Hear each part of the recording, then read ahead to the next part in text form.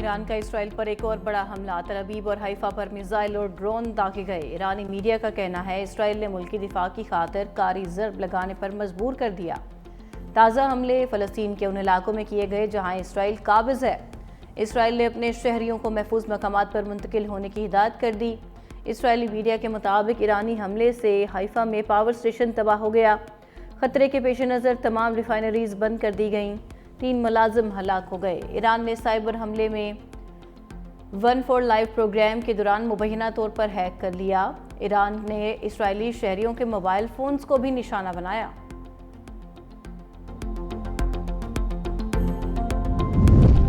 اسرائیل بھی ایران پر حملہ آور، تہران میں زوردار دھماکے سنے گئے۔ تہران میں دفاعی سسٹم متحرک کر دیا گیا۔ دہشت گردی اسرائیل کے ایران میں فوجی تنصیبات کے بعد سرکاری دفاتر پر حملے۔ دارالحکومت تہران میں ایرانی سرکاری ٹی وی کو نشانہ بنا ڈالا۔ 22 افراد شہید ہو گئے۔ براہ راست نشریات کے دوران عمارت کا ملبہ خاتون اینکر پر جا گرا۔ سرکاری ٹی وی کے دفتر پر حملے کے بعد بہادر خاتون اینکر سیٹ چھوڑ کر عمارت کے اندرونی حصے کی جانب چلی گئیں اور چند لمحوں بعد ہی دوبارہ آ گئیں۔ ساتھ ہی اللہ اکبر کی آوازیں گونجنا شروع ہو گئیں۔ اسرائیلی وزیر دفاع نے ایرانی سرکاری ٹی وی کو منظر عام سے ہٹانے کی دھمکی دی تھی۔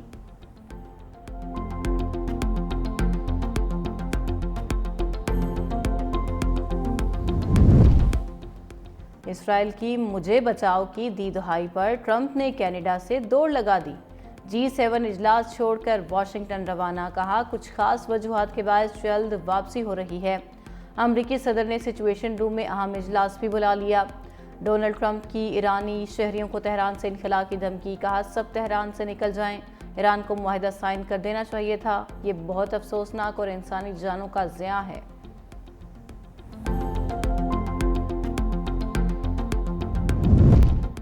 اور ملک کے بیشتر علاقوں میں موسم گرم اور خشک رہنے کا امکان۔ محکمہ موسمیات کے مطابق شمال مشرقی پنجاب، بالائی خیبر پختونخوا اور مشرقی سندھ میں آندھی اور بارش متوقع۔ اسلام آباد میں موسم گرم اور خشک رہنے کا امکان۔ لاہور، گوجرانوالہ، قصور، اوکاڑہ اور بہاول نگر میں تیز ہواؤں کے ساتھ بارش متوقع۔ کشمیر اور گلگت بلتستان میں تیز ہواؤں کے ساتھ بارش کا امکان۔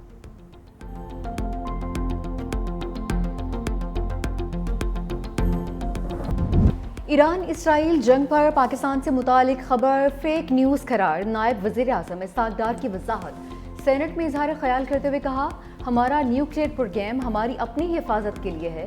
وزارت خارجہ نے ایران سے متعلق کوئی بیان نہیں دیا۔ AI جنریٹڈ امیج بنایا گیا، ہمیں احتیاط کرنا ہوگی، بہت غلط اور گمراہ کن خبریں پھیل رہی ہیں۔ جنگ کوئی مذاق نہیں ہے، فیک نیوز والے چیزوں کو کلیئر کریں گے۔ نیتن یاہو کا بیان 2011 کا بھی ہے تو نظر انداز نہیں کرنا چاہیے۔ پاکستان کے مسلح افواج مسلسل الرٹ ہیں۔ اسرائیل میں پاکستان کی جانب میلی آنکھ سے دیکھنے کی جرات نہیں ہے۔ G7 ممالک کی ایران اسرائیل کشیدگی کم کرنے کی اپیل۔ مشترکہ اعلامیہ مسودے میں کہا گیا کہ اسرائیل کو حق دفاع حاصل ہے، تاہم کشیدگی میں کمی کی ضرورت ہے۔ توانائی منتری کا استحکام بھی یقینی بنانے پر زور۔ دوسری جانب میڈیا رپورٹس کے مطابق صدر ٹرمپ نے مشترکہ اعلامیہ کے مسودے پر دستخط نہ کرنے کا فیصلہ کیا۔ برطانیہ کا ایران پر حملوں سے لا تعلقی کا اظہار۔ برطانوی وزیر خارجہ ڈیوڈ لیمی کہتے ہیں ایرانی سرزمین پر کسی قسم کی عسکری کارروائی میں شریک نہیں۔ اسرائیل نے یہ تمام کارروائیاں یک طرفہ طور پر کی۔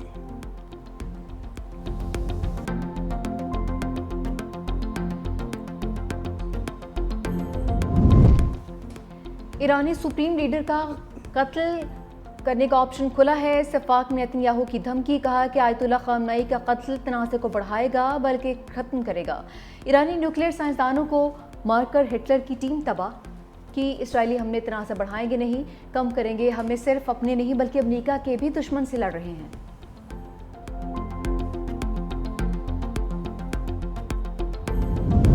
ہر شہید کے بدلے سینکڑوں ایرانی پرچم تھامنے کو تیار۔ ایرانی صدر مسعود پزشکیان کا قوم سے خطاب، کہا صہیونی ریاست کے خلاف قوم ہاتھوں میں ہاتھ ڈال کر کھڑی ہو جائے۔ اپنی سرزمین کا دفاع کرنا جانتے ہیں، ہم جا رہے نہیں ہیں مگر پیچھے نہیں ہٹیں گے۔ اسرائیلی حملوں کا منہ توڑ جواب دیتے رہیں گے۔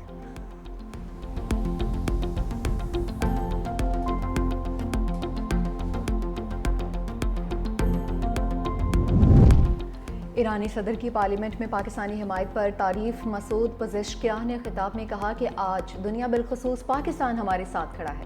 پاکستانی پارلیمان نے ہمارے حق میں قرارداد منظور کی کہ وہ اسرائیل کی مذموم پالیسیوں کے خلاف ایران کے ساتھ ہے۔ وہ ہر اس محاذ پر ہمارے ساتھ ہوں گے جہاں ضرورت پیش آئے۔ ایرانی مجلس شورا تشکر تشکر پاکستان کے نعروں سے گونج اٹھی۔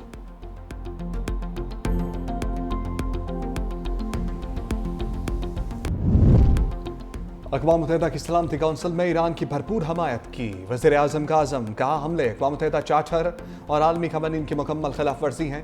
شہباز شریف سے ایرانی سفیر رضا امیر مقدم کی ملاقات۔ وزیر اعظم کی ایران پر حالیہ اسرائیلی جارحیت کی مذمت۔ معصوم لوگوں کی شہادتوں پر پوری قوم کی ایران کے ساتھ ہمدردی کے جذبات کو دہرایا۔ ایرانی صدر ڈاکٹر مسعود پزشکیان کے ساتھ ٹیلی فونک گفتگو کا حوالہ بھی دیا۔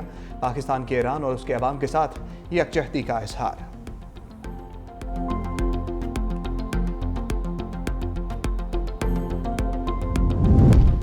پاکستان کی خوش نصیبی ہے کہ وہ ایٹمی ملک ہے۔ نواز شریف کہتے ہیں کہ پاکستان جنگ کے لیے نہیں، امن کے لیے ایٹمی قوت بنا ہے۔ ایران پر حملہ کون سی انسانیت ہے؟ اسرائیل نے ایران پر حملہ کر کے زیادتی کی ہے۔ ہم ایران کے ساتھ کھڑے ہیں اور کھڑے رہیں گے۔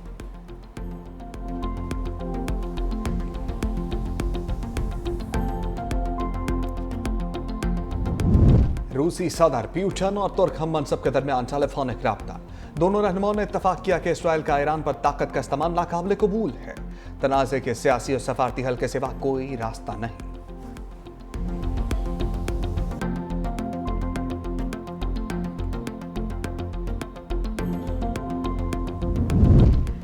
جنگی جنونی اسرائیل ایک اور نمائش سے آؤٹ۔ فرانس نے پیرس میں ہونے والی دفاعی نمائش میں شرکت سے روک دیا۔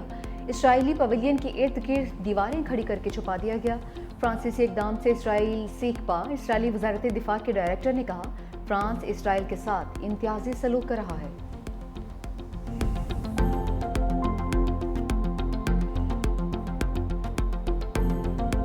پنجاب کا بجٹ آ گیا۔ صوبائی اسمبلی میں 5,335 ارب روپے کا بجٹ پیش۔ سرکاری ملازمین کی تنخواہوں میں 10%، پینشن میں 5% اضافہ۔ کم از کم اجرت 37,000 سے بڑھا کر 40,000 کر دی گئی۔ ترقیاتی بجٹ کے لیے 1,240 ارب روپے مختص۔ بلدیاتی حکومتوں کو 934 ارب سے زائد کی منتقلی ہوگی۔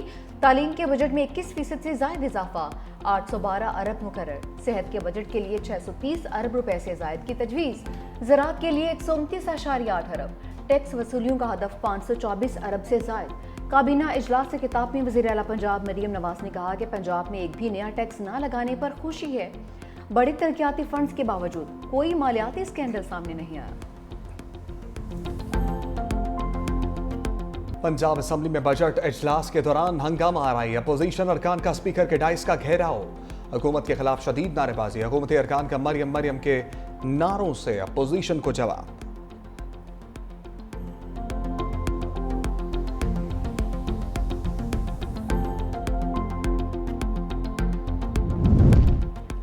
پی ٹی آئی کو فساد سے روکتے ہیں، احتجاج سے نہیں۔ وزیر اطلاعات پنجاب اسما بخاری کی تنقید، کہا کہ پنجاب کا بجٹ ٹیکس فری بجٹ ہے۔ وزیر اعلیٰ پنجاب نے تمام ٹیکس تجاویز کو مسترد کر دیا۔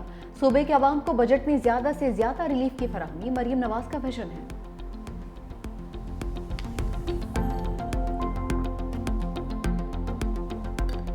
اسٹیٹ بینک کا شرح سود 11% پر برقرار رکھنے کا اعلان۔ اسٹیٹ بینک آف پاکستان نے نئی مانیٹری پالیسی جاری کر دی۔ مرکزی بینک کے مطابق مئی 2025 میں مہنگائی کی شرح 3.5% رہی۔ جولائی تمئی کرنٹ اکاؤنٹ 1 ارب 88 کروڑ ڈالر سرپلس رہا۔ مئی میں 3 ارب 70 کروڑ ڈالر کی ترسیلاتی زر موصول ہوئی۔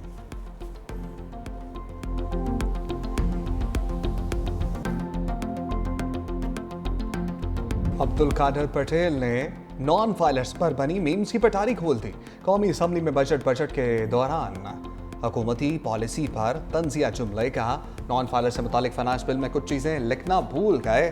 نان فائلر رشتہ مانگیں گے تو کوئی رشتہ نہیں دے گا، یہ سموسے خریدیں گے تو چٹنی نہیں ملے گی، چلتے ہوئے یہ 2 پیروں کا استعمال نہیں کریں گے۔ عبدالقادر پٹیل کے جملوں پر اسپیکر بھی مسکراتے رہے۔